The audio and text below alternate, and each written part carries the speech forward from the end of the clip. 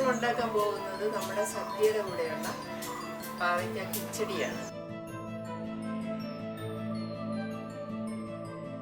ഒരു പാവയ്ക്ക വട്ടത്തിലരിഞ്ഞ് വെളിച്ചെണ്ണ വറുത്ത് പോയി 5-6 പച്ചമുളക് വരെ എടുക്കാം. വേറെ മുളകൊന്നും വറുത്തിട്ട് നമ്മൾ ഒരുമിച്ചാക്കാൻ പോവുക. ഇനി വേണ്ടത് തൈരാണ്. ഈ തൈര് ഇതിലേക്ക് ചേർക്കും.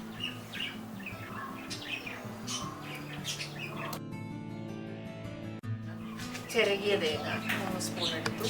നല്ല മഷി പോലെ സിൽക്ക് പോലെ ഒട്ടും തരങ്ങില്ലാതെ അരച്ചു. അത് ചേർക്കുക. പച്ച കടുക് ചതച്ചതല്ല, അരച്ചതല്ല. ഇനി വേണ്ടത് ഉപ്പാണ്.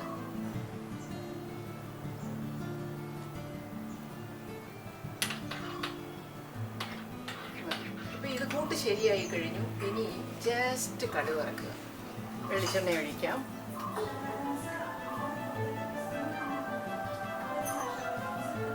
കുറച്ച് വെളിച്ചെണ്ണ മതി. ഒരു 1 ടീസ്പൂൺ 1.5 ടീസ്പൂൺ വെളിച്ചെണ്ണ മതി.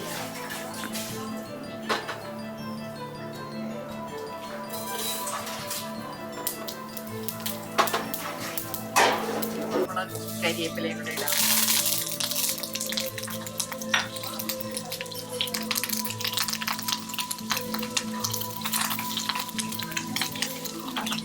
ചട്ടിയുടെ കൂട്ട് ഓഫ് ചെയ്തിട്ടാണ്.